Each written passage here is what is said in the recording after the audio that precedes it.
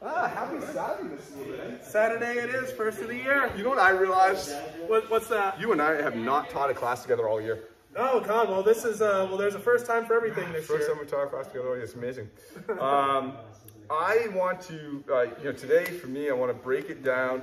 I want to look at strikes, just the basic strikes with the two major weapons we've kind of been looking at right now, Hanbo and Kusari. What do you think about that? I think that's a lot of fun. I appreciate getting to hit things. I really enjoy that. So I say let's just do it. You haven't done it since last year, if I'm correct. This is true. So some say it's been a while. Others say not so much. I don't know. Yeah. People say things. I say we go do things. All right, let's hit it. All right, Monte. Happy Saturday, first Saturday class of the year. Hope everyone had a good holiday. So today we're kind of getting in the later phases of our throw. Really late on that one. Of our weapons phase. And today, this week, we've been concentrating on just really looking at just the basic strikes thereof. All right, and we'll see. That might branch out into some other stuff later. So Wednesday, we kind of looked at alternative grips, or ways to change grips midway, to emphasize the attack. Today I want to start with just the fundamentals of using it, and then we'll start looking at more interesting ways of using some of these weapons. So everyone grab a Hanbo start. So grab anyone except that one and that one.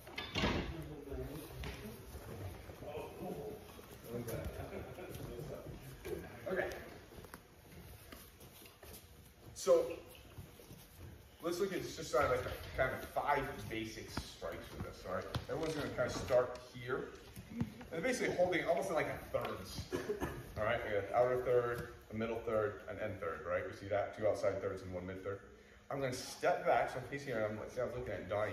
I'm going to step back. My hand is going to go to the end of this one. This one's going to slide back here, so I'm going to wind up being here in the end.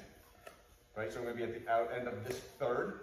So I'm basically going from here to here in my hand position. But as I do that, this one's going to become like a little bit of an oar lock. So I'm going to have this little snap. So I'm moving back, hands, leg. All right. So we're going to start with that side. So I'm going to go one side, and then other side. All right, let's work on those sides today. See how those are going. We'll start adding up, down. All right, go ahead. You guys can move all around. If you're at the point where you're working together, pretty straightforward, everyone's technique is looking good, you can start adding footwork and circulating elements to what you're doing. It's still all ultimately being driven by this body rotation, but we can absolutely move and be doing this at the same time. And when you're getting into later techniques, so say like a right grab comes in, whoa, you're trying to move around, you're doing this, you're just moving. So I'd love to see, once everyone's kind of getting the hang of this, start adding a little bit of slow footwork to what you're doing. Can I point out something that Triple B's doing that he's doing just because he's so good? Oh, I don't know if anyone else is picking up on it. So do a couple slowly, and I want you to watch what he's doing right after the hit. One of the first things he's doing with his hands right after the hit. Want to see it? What's he doing? He's pulling the staff back to prep for the second shot. Yes. He's not coming one and then turning and then kind of readjusting to go. He's here, he's pulled the shaft back, so now he has that good oarlock hit with the second one. He's not doing this. He's doing this. And that is a massive difference in the amount of power and energy you can put into something. And to go further on that, it's a massive difference in the sense that you don't need to put in as much energy, and you get a lot more output from it. That's the idea. I bring up the concept of canoeing about, if you're trying to paddle the canoe, you don't go, well, unless you like getting tired within a half mile, you use the leverage on the other side of the paddle. So it's the same concept. You can't do that with the paddle far away from you. It's really, really hard to do. So we try to move it close to us. Right. Yeah? Yeah. Have fun. Good. Add in the footwork if you'd like, but you need to have the other part. Hey, if I can borrow you for just a moment, this would be great. So one of the things that we're looking at when we look at Hanbo striking or striking in general is, what are my shoulders doing? And where are my elbows in relation to that? I'm not doing efficiently. If we start off and we do our first strike, here we are. One of the things I want you to notice is that my elbows are down. Yeah, you can feel the difference. This is tension that's created in the forward arm in an attempt to kind of push a little bit. When we relax, we take some of that tension out. We can reset. So go ahead, pull it down. Next side. Yeah, nice. And now here we are. Here, it's going to take me a little bit more time to get to whatever next movement I'm going to use. My shoulders in a less supported position. Granted, I can apply my chest more. That's what it actually accomplishes by lifting the elbow. But if I'm in a position where I have to apply my chest strength, could I have solved that problem with different technical application instead? So we're switching one more time. And yeah, elbow down. Excellent. That's exactly it. That's exactly it. And now, you'll notice our kami aren't really here. Our kami are here. That's the idea. Saving that shoulder energy and keeping it in a more supported position. Yeah? Questions? We'll continue. Nice job. Thanks. Okay. So we got side side. So now let's look at up down. So we've gotten the attacks on this plane and on this plane, right? 1, 2. So this thing's great because it can work on all different kind of angles, right? And granted, this is light. This is a light, whack. You can easily do that. But what also trains the body move because you could not do that with a 6-foot bow staff or anything really super heavy. So we want to just train those fundamentals on how to do it. So let's look at up down. Let's actually start from a 1 here. All right. That same pullback's going to happen, but instead of actually now rotating this plane, we're going to pull it this side downward, and this side's going to go up. Pull back. All right. Now, note, the position that I'm in is the same position as if I would have went to the side. Right? I'm just going up and over now. All right? So the way that I pull the way that I pull this determines where this goes, right? It's opposite effect. So if I pull this down, this goes up. If I pull it this way, it goes sideways. I pull this down, make this go up. Pull it back, pull this down, make it go up. All right? The opposite's happening. Once you do the pull back, the front hand determines what happens. Pull down and make it go up. Make sense? All right, give it a shot. Don't worry about it. Just to practice by yourself. There'll be no hitting at this point. Can I encourage everybody to do this on a line? On a line. So if I got on Mr. LeBay and he's holding his, actually you go this way. Absolutely. Okay. This is my plane of attack. Right here on this crop. Right here. I'm starting here. I should be ending on the other side. If I'm like this is going to be very hard for me. Because my body has now gotten in the way. And I'm not fully committed to going over. I should be over here by now. Alright, so you should start on one side and on the other. Alright, and on the other. Alright, so set up on a line so you can actually visually see what you're doing.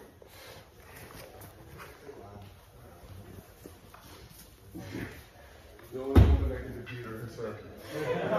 So yeah, so if you're working on that line, Jamie, you'll just be standing right here or right there, and you'd have it on this T, and you'd be hitting here, and you'd be coming over. So right now we're going to actually this is what I'm saying again. Alright. So now I'm going to hold my Hanbo here. Alright. And you're going to get a little switch closer. You're going to do an overhit, and you're going to land it on the other side.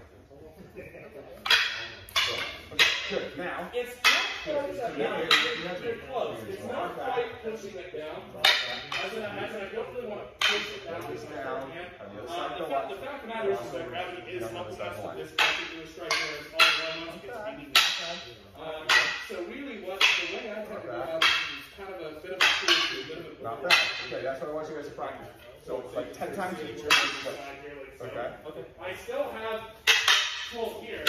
Just in order to hit the strike, if I don't have my hand.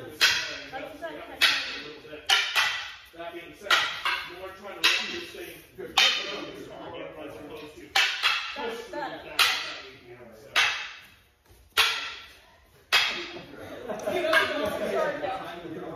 One quick thing on your tummy, because there is a downward.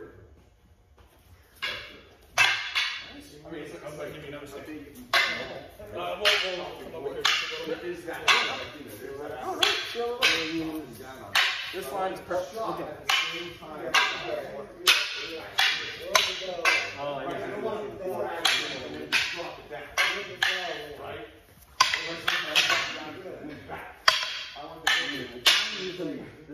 Arrive at the same. So interesting. I'm going to talk about that in just a minute because the vertical strike changes things just a little bit. Okay. It's the only one where gravity is helping you. So you want to use a little bit of that pull once it gets over the top. Yeah. Well, here's the thing. If go ahead and stick your stick out there. Yeah, there you go. If I try to just use my pulling hand on the vertical line, what happens is this comes up, it sets, and yeah, exactly. In order for me to get this down to the current level, I have to lower my focus. If this was say up here,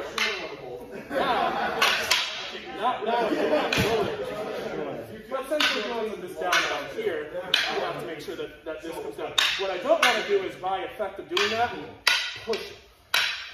That's it. That's because you are the third person. So let's try Mate. All right. So I got a question from that. By the way, you'll have about a 4-minute recording, I think. Oh, just shut out the last. Okay, let's yeah, who knows? They're gonna get all the ad libs. All right. So I've had this question from a couple folks, which is when I'm. Oh, we got one. That's one down. All right. That's called power development, guys. So. That was me, by the way. Okay, so power. Still got it. Power. Still got it.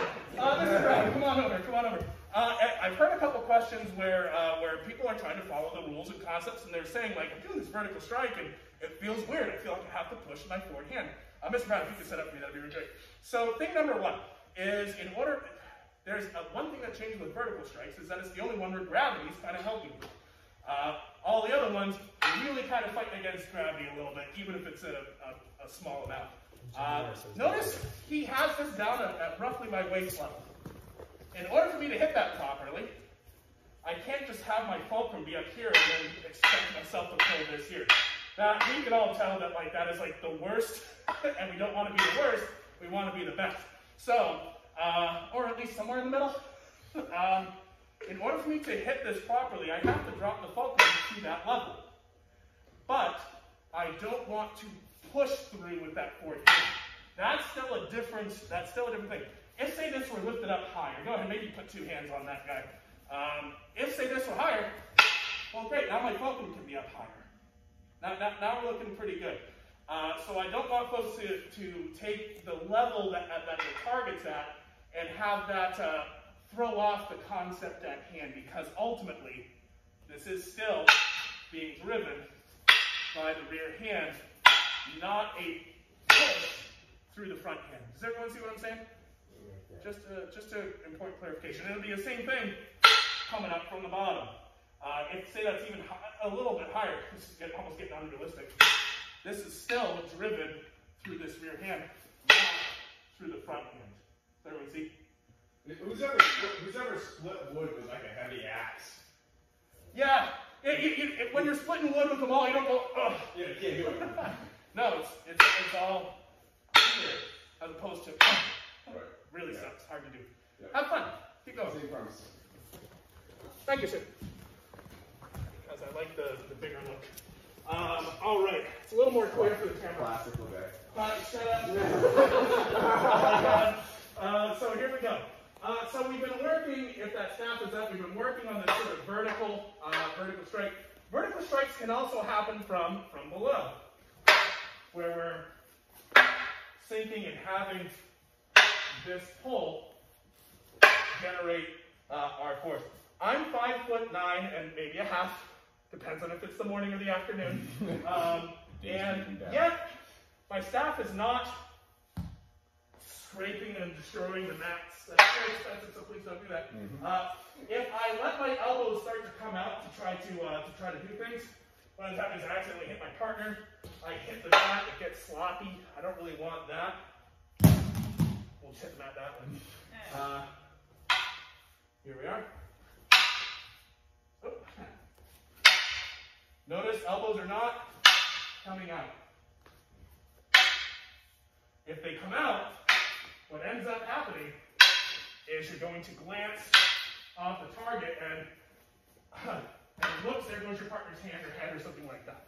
So make sure that this is nice and vertical. Yeah? Can I point out just one difference, just so we're not confused? Okay. So, with a Hanbo, we're talking about that pull back. If Mr. LeBay does that again, you can pull back after the hit to go into the second one. So he hits, he goes for an upward hit. You can pull back down and prep for the upward hit. Do you see that? Or even prep for the second downward hit. He's pulling back. He can't. Each time, he's doing this. Right. It does change with this. It has to. You can't do a upward hit. Can't do an upward hit and then pull back into the next up. It doesn't work. It's the damn thing's just too long. So what you have to do is, as this forward, you're actually going to go forward and go in there. So that is a difference just because of this thing to the staff. So I just want us to recognize that. You can always, this pull back over the Hanbo can happen on every single hit. If you notice the start and the end is always the same. He's in the same position every single time. He does a pullback every single time. What's happening is it coming from here, or underneath. But his starting and ending place is always the same. There is a notable exception on the way that you have to do an upward hit with a bow staff just because of the sheer length of the sucker. Okay. So I'm going to point that out. No, thank you very much. Yep. Have fun. Okay, Mata. Another way to look at these. So how's your shoulder? Everyone's shoulders doing all right? Good so far. So let's look at this very militantly. All right, like one of those guys who spin things up, you know, the colored guy, what do they call them? The guys in the military who do all those rifle turns? Color guard, right? Okay. So, here, boom. All right.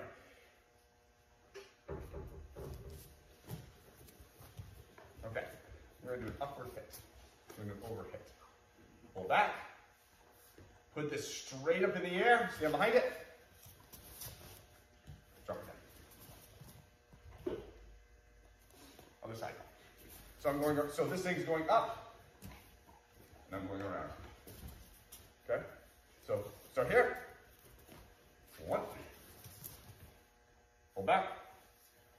Put it straight up in the air. Stand behind it. Down. Okay. Couple times. Put straight up in the air. Stand behind it. Down the other side. Now, do you see that people are keeping themselves a little more parallel now? There's a lot of people like this at the end. This now keeps it parallel, two parallel planes, not off like this. All right, so again, one, pull it back, stand it up, stand behind it, or on the other side. All right, so again, it's always traveling on this plane. You see that? 1, 2, 3. Right, I'm just really defining the edges more. Okay. Now, do that for a couple minutes, and I'll show you the version for the underneath. So now we talk about the ski, and here's what the ski is not. If I can borrow you, sir. We talked about this a little bit over here, but unless I have a spear on the end of this thing, which I hope you don't on like a subway, you know, unless you're underway, it's like a demonstration somewhere. It's not going to kill anybody. It's not going to stop a fight. But in the same sense, neither does a jab, really. The ski, so as we're working on some staff movement or whatever, and we're fighting and I'm going for stuff, and the idea here is that we can use this as a quick straight line to control the fight. It gives you range control. If you pop somebody in the face with this, whether it's a Hanbo or a staff, you're still in a great place. And ultimately, say we use this to set range, we can be doing other things right after that hit to continue the fight. So think about the ski in the same way you think about a jab. It's a very useful corollary right there. Let's go ahead and grab our Hanbos now. Now that we've had a chance to do it with the harder instrument, let's move to the easier one. And I'd like one partner to grab a focus next. And one person will have a Hanbo. How you doing? Good. And what I'd like us to do is practice this the way you might practice jab targeting. So if I have Mr. Brown, and he has his focus mitt up, the idea is we're going to be moving around. He's actually going to have it down. And then when he's ready for me to strike, he's going to pull the target. And my job is just to see if I can work and develop some accuracy here. Ooh. You might put it up at different heights. Oh, missed. That's okay. Just working on... Not here. Not here. Not here. Not here. those are the two no-no zones. And also, not here. Not here. We're not doing anything else right now except for just a quick ski. Notice I'm not even hitting this really that hard. This is an accuracy drill. Have fun.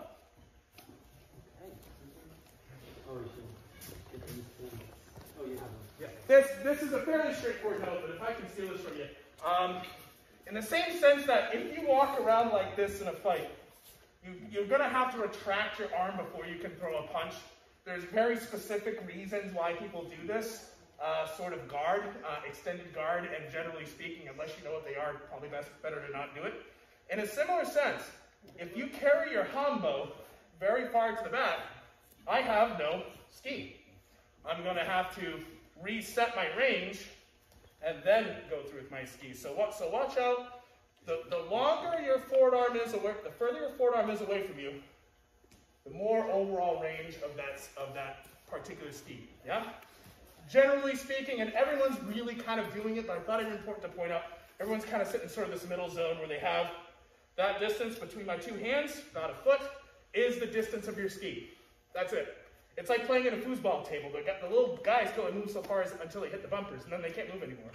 Unless you're so strong you can yank it out of the table.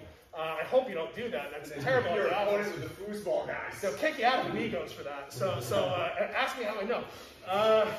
So give yourself a chance. If say, for example, I have Mr. Jamie here and he has his target, and he's further away from me. Say I'm further away. I might increase this distance a little bit, so that way I can hit this target from a further distance. If we're closed ground a little bit, well, my hand's kind of coming back a little bit just to make sure I have an appropriate amount of range. I don't want to catch that here. I really want to catch it here. So, everyone sees the difference here?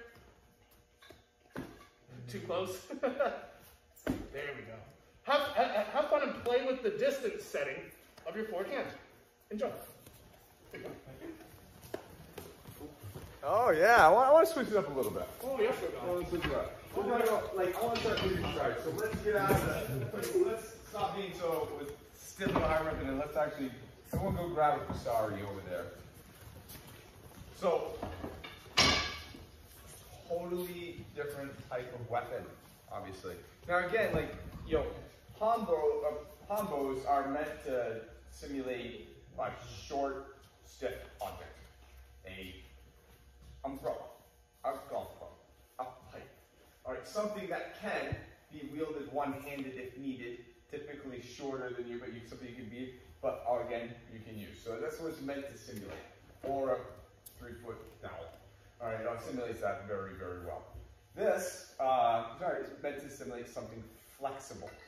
A belt, a wire, something we can grab and tie up with, all right? A chain, all right? Something that doesn't have that rigidity. So we can hit, we tap, and I want to really focus just so we're humble on the striking aspect of it. Because now we have this aspect that this can really, and will be wielded primarily one-handed. There are things that we do where we actually use the Kusari with both hands, like a lot of capturing, but in terms of hitting, unlike the Hanbo, we typically hit and use with just one hand. Just because we have this ability to gain a ton of centrifugal force really, really quick. Alright? And we have all hits. We have sideways hits, we have downward hits, and we have upward hits. We have all those things. Skiing, there is a ski, with Kusari.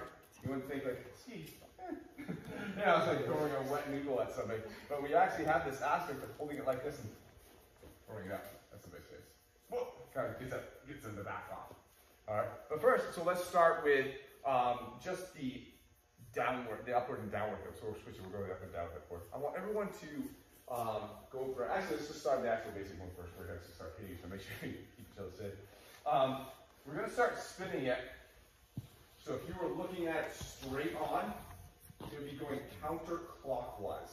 So forward is spinning, in my mind, I call this spinning forward. All right, now I'm going to turn off to the side. So it's going to be rotating on the side like a propeller. All right, and at the time I want to hit, I'm basically going to extend this and switch my stance.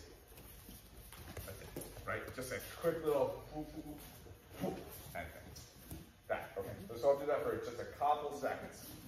I just get used to that. Okay. Mr. Brown, you're on step 3. I love it. Oh, yeah. Yeah. Well, let's skip to step 3 then, because I think you guys are actually doing pretty well. So I've got it spinning forward, I hit, and now I have it spinning forward on the other side. And now I hit, and I have it spinning forward on the other side. And I hit, and I have it spinning forward on the other side. And I hit, and I have it spinning forward on the other side. Hurry up. Okay. You guys are on this Hanbo. I've seen this. Okay, good. No, that's fine. Okay, so now we're going to go back and forth. So this is where it's going to get slightly hairier. All right. Everyone's going to come and grab one of these. All right. You're going to roll your gi down so it's underneath this. And we're going to start hit. This is where you're going to hit into. All right.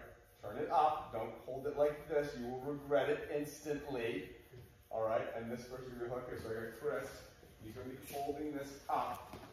And I'm just going to, I'm not going to try to crush him. I'm working on distance and timing and accuracy to be able to deliver that hit.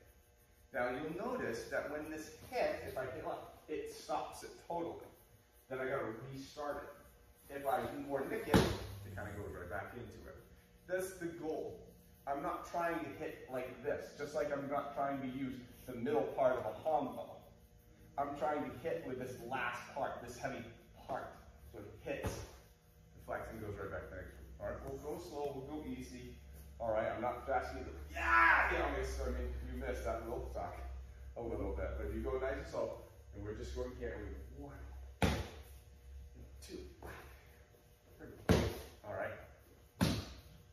Practice that distancing and timing for a minute, okay? Go grab it. We have. Actually, start back with the person you started with the first part of the day. Easier for you. Monte, just for funsies, let's see how much of this we can drive with just our footwork. So right now we're sort of working this. Okay, kind of got this little spin, and kind of coming through, hitting, and moving on. I'm kind of curious if you could start with this right down, and in one rotation, come through and nail that sucker. Really come through and hit it. Notice it's not this giant arm movement. It's still fairly tight to the hip. And then we're coming around, whack. Just kind of catch it like so. Whack. The idea is, imagine you're sitting here and that person's sitting there, you've got a piece of rubber, whack, and you're just hitting them with that. It doesn't seem like a lot to look at, but when you actually feel the response and you hear how much this actually hurts, yeah, not a bad thing to work on. So just for a couple minutes, yes sir. Question, is it kind of like, you know, when you're drawing the power from your hips to the shoot up, is that similar kind of? I think so. I think I smell what you're stepping in, yes. Okay. In the sense that if I try to throw the chest and shoulder, with chest and shoulder arm, you'll notice it's extremely powerful. If I try to just throw it with chest and arm, not really a lot there, but just moving. So I think the amount of joint movement here was about this. But if we're just moving our hip, that's really the idea. Same thing. We're generating all that torque. You know, guys seen Karate Kid 2? Mm-hmm. With little drums? Yeah. I had one of those because of that movie, by the way. Imagine if that drum's ropes were like 3 feet long, and that was a giant spinning piston or something like that. You know, a giant spinning cylinder. Imagine how much power that would have. This is the same idea. Now, if I have a much shorter length of rope, not as much power. But that power really increases kind of logarithmically as the weight at the end of the rope changes and as the length of it changes. Where's that pink one? Oh, yeah. Well, now we got a nice long one. Sorry, Kyle. but now, whew, you are doing some absolute monster damage. And he could have that hidden. I mean, he could stand in the position where that's like totally behind him, and Kyle doesn't even know he has it. Maybe he knows he's getting into something. And then all of a sudden, like that can just come out of nowhere. I mean, shot anywhere up in this area is going to be disturbing to Kyle for the next couple seconds of his life. Enough time for him to decide what do I want to do. I mean, how much time is there? So say target set, how much time is there between essentially this sort of she jumped to him and that? I mean, it's maybe a quarter second. Yeah. About human reaction time. Enough time for him to go, ah! Conversation. I don't even know if he'd get that. I think he'd be like, what the shit? And he'd see this bloody, keeping swing going like, oh. Not particularly safe to try to practice with these a lateral strike because it would be very close to his head, but imagine same sense, just right around the side. Ouch, ouch, ouch, ouch. Conversation over. Yeah. Conversation over. How to end a conversation with the rope. Chapter 1. So again, we're practicing with this sort of down by our waist, just rotating our body, letting this come through and whip. Have fun. Whip it good. Whip it good. Whip it good. So, okay, so now the thing that we start, who's got a shorter rope? Sort of that one. So we've been looking at this going this way. All right, what if it was going the other way? Well, now how do I deliver that same downward strike while this is moving backwards? I don't want to have to, wait, stop. I have to roll it this way to be able to do that strike. That's not the case. I don't have to do that. I do have to make an adjustment though, because the centrifugal force I'm not just extending it out like that. Right? All the momentum is going back this way. So I make it on the turn. So here we're going forward like we're going forward. I turn, whack, it hits. Right? You see that? It's going forward, forward, forward, forward. I hit, whack. Going forward, forward, forward. I turn and I hit. But now it's going the other way. It's going backwards. It's going up. This way. All right? It's going clockwise on me. But I still want to do a hit coming this way. As this is going, I actually am going to raise it above my head for a second. And that changes. All right, so just for a couple seconds, we're all here. Donnie, you need okay. Yep, all right. You're going to have it coming up, so it's going clockwise. And as you do that turn, you're going to pick it up over your head and then come down. And complete the turn. Physically complete the turn, just like you were doing before. All right? So now we can have a downward strike with a clockwise rotation. Before, you had a downward strike with a counterclockwise. That. Okay. So, quick hits on this. Got all that done. Is if I have Jamie here and just stand right there, don't do anything. This is how you stand. Is as I'm doing this, like I still have to. This is over my head. How this ain't going potentially all over the place. How can I ensure this hit? Before I saw it and I could judge where it was going a lot easier. But now this thing up over my head, and how am I going to get that to come and hit where I want it to? That makes it a lot more difficult. Because this is all, the end of this is always following where your hand goes, you trace it in front of them. So if I didn't have this coming up, my hand is going the angle of the head. And as my hand passes a second later, so won't the rope. Trace the path. All right? I'm coming up. And I can even trace it coming up, but I trace that. All right? And you should see, as this is coming down, you should be able to see that your Kusari passes a half a second right after where your hand goes. Okay, does that make sense? Because you're going to want that in a second because you're going to hit those pads again. If not, you're going to be whacking people in the head. All right? That makes sense? All right, practice that for a couple seconds. Watch, trace the path with your hand. One of the questions I got from Mr. Brown, it was a good question, was, He always asks good questions. he always asks good questions. There's a reason why we keep him here and give him more notes. Yeah. So here we are, I've got this rope coming around, and the question was, okay, so I brought it over my head and come back down this way. How do I continue the figure 8 sort of formation here? And my response is, I don't really. I don't. In order to do so, I have to extend this, get my arm way across, and then try to restart this. It's doable, but honest to God, my preference is just to reverse it, come back, and whack it again. And you can essentially, you're switching sides. You're like this. I think we call it like this whirling weasel of death or something like that. Or Whirling Ferret of Madness. Yeah, Ferret of Madness. I love it. It feels like some of that Princess Bride. It really does. Part of the film. These are something you need the holy hand grenade for, I believe. Yeah. So really, whenever you're dealing with a flexible weapon, considering how fast it rotates, your body's only going to move so fast. If I try, this is going to look terrible on camera. This is wrong. So if I try to, oh god, shit. Like I can feel myself go like, oh geez, I'm going to whack myself trying to recorrect this because I have to cause so much of a change in angle of rope to get it going. But unfortunately, that change has to happen over time. And if it's going way faster, then there's three rotations where it's off angle trying to get back to where I want it.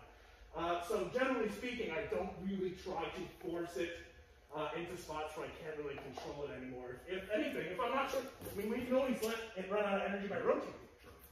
And in fact, that's how I think I was originally taught Kusari was, don't let it touch your body, letting this thing work like so. And then I said, well, how am I going to touch my body? So, questions. That was a good one. I'm really glad you brought that, Mr. That's really Kyle's question. Oh my God! So We need to be honorable and not take responsible for that good question. There you go. I'm a nice man, what can I say? All right. I also want to notice too that every time this is the base doing any of those hits, he's leading the Kusari to where it needs to go. He's never once kind of slowing down and hoping the Kusari out accelerates into the target. You can't. That's when it goes haywire. He's constantly leading the Kusari to where he wants to go. His hand is there and tracing that path like I said before. He's not just, and go get it, boy.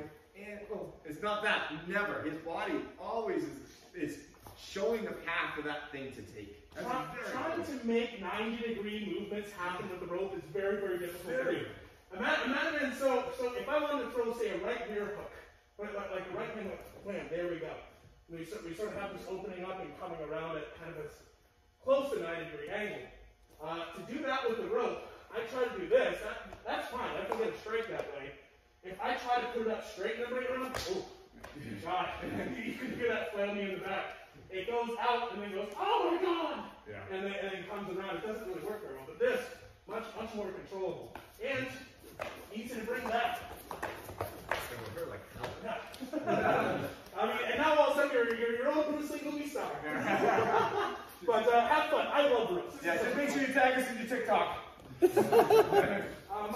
So the next thing is that right now we're carrying this rope in just sort of a normal grip, right? Where we have our palm up, rope goes out through the thumb. What about palm down? We have this sort of reverse grip. And so that could never happen. Yeah, no one would ever fight like this. Never do that. Yeah, no one would ever do this. This probably feels a little bit weird, yeah? Like you don't normally spend a lot of time pulling a rope like this. Could you do it? Absolutely. It's going to be a little bit weird like this. What I'd like you guys to practice for just a moment is again with this reverse grip, just working a figure 8 funny. Now notice, I'm not gripping like this where I have my fingers fully closed. Same as with that Hanbo earlier, kind of opening this up a little bit. It's really just pinched between my thumb and forefinger. And here we are. Just for a moment.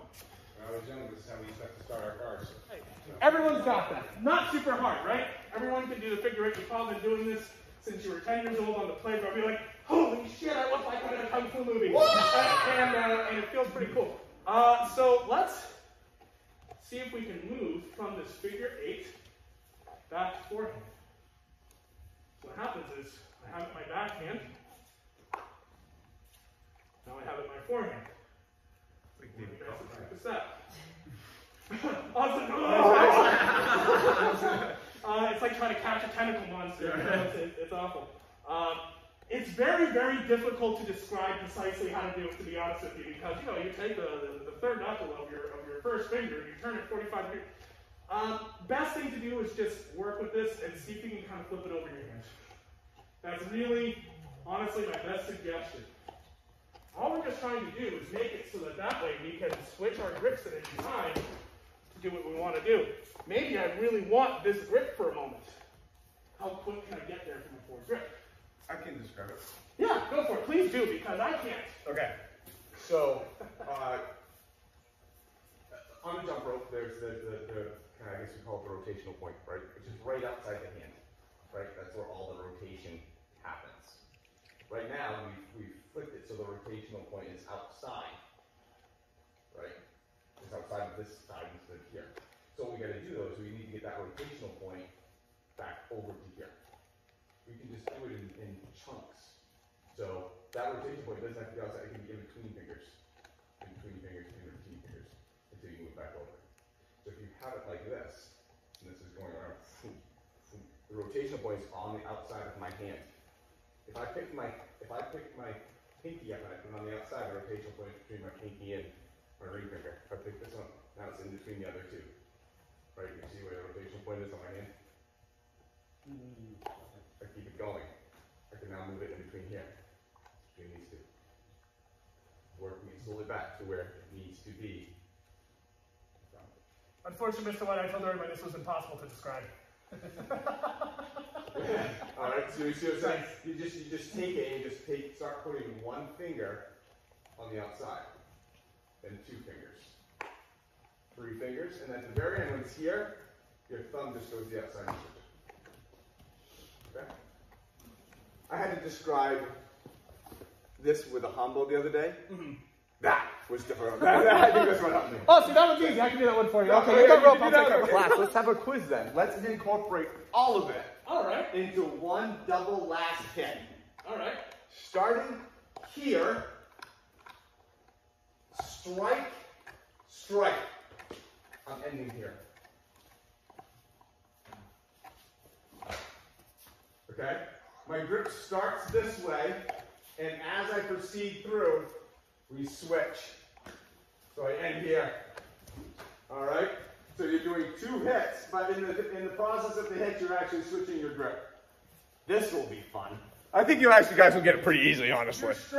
Your follow-up strike can be determined by your return path. So, Mr. Kyle, another good Chris Brown-like question is. Can we coin these? Is it like a brownie? Is it a brownie? Is it a brownie? I don't know. Oh, there we go. All right, sweet, we got it. So how you do this can change. Guess what? There's more than one way to do it, right? So if I throw this out and it comes back on the same side, then what happens is nice, easy strike rate from there, right?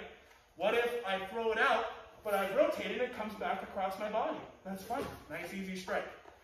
All that's happening is I'm just taking whatever side of my body it's on and rotating the other way, and just popping it as much as I can. That's it. Pretty straightforward. Are you walking it and then popping it? Or are you just popping it? No. Okay, I wasn't sure. All right. All right. So, any questions? Any questions on what we're doing today? So, again, today was about looking at the basic striking, and we could go on for weeks on just this, just how you use this ability to strike. But this weapons phase was really kind of an introduction to weapons and how to use weapons, but really tying it into unarmed taijutsu. Right, that was really the goal. Is exposure to weapons and teach you that weapons are an extension of your body movement and not a totally different set of things. That was my main goal here. Introduce you weapons, show you the weapons, get used to using the weapons, but get used to using the weapons because you're used to using your body in a certain way. And not, hey, oh, this is a Kusari technique, this is a Hanbo technique, this is a Meg technique. Because then once we stop this section, we're like, well, shit, I don't know how to use weapons anymore. Well, if you know how to use your body, then you know how to use your weapons. And now you can use your taijutsu training and the unarmed training to actually improve your weapon training. And that was really just to kind of present that. So, new student today, Jay, come on up. So, beyond tradition, you know, presenting you with this belt, and typically say, because I do believe it's true, that this is a tough belt to get. And you're like, what do you mean? I only did 2.5 hours. Like, that's great. In about another 8 hours, we'll have a black belt. This will be awesome. It's not because of that. It's because, you know, you had to take a chance coming in here. Like, I'm sure Elizabeth told everybody we were great and awesome and super handsome and Ozark thought we smelled good and how to bring good. Hey, speak for yourself. Yeah, right. You know, I'm sure she'll know that. But if you didn't know that, you didn't know what you're walking into. Sure. You know? Could have been like, yo, do 1,000 push-ups. I mean, you could have been yelling, screaming, swearing, you know, going with canes and whacking me in the back of the leg because we don't like the form. And so you have to take a chance, you know, on this whole craziness. And you have to give up your Saturday morning, you know, to come and do it. And so we recognize that and we appreciate that very, very much. And so we want to make it a point to say, listen, it took a lot of courage, kind of resolve, the guts to kind of jump into something that this is a totally different experience than probably all the ones you put up in your head. So we want to recognize that and present you with your first white belt. So please put your arms up.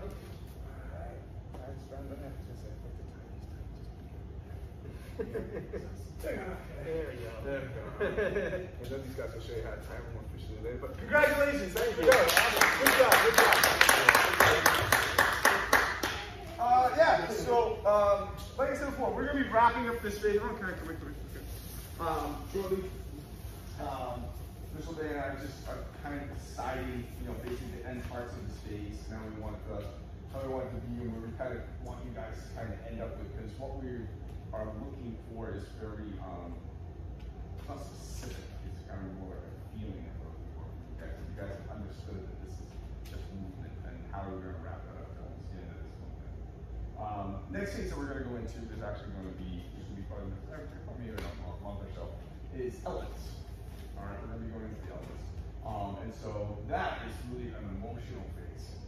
It's about how to control emotions and understanding emotions that are going on with you during a fight. And how to change those, how to garnish those, or what maybe you have a tendency for when you approach it from these elements of earth, fire, water, and wind.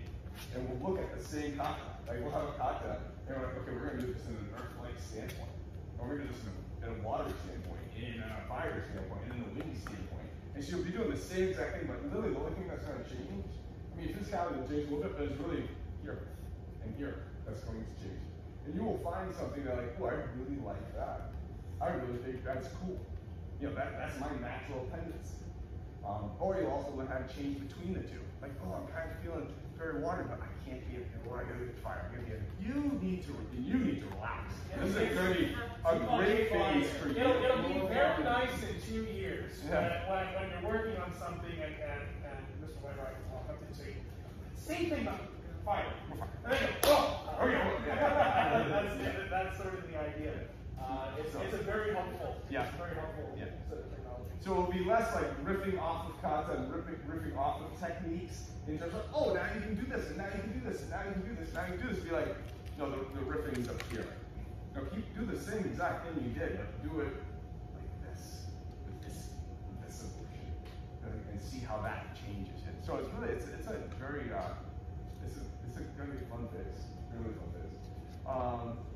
Any questions on Mr. Lenker? Well, that was a lot of fun. Thanks, guys. Welcome. Nice job. Enjoy the rest of your weekend, guys. Good work. Good work. Yes, Lana. She knows the words. It's like a light.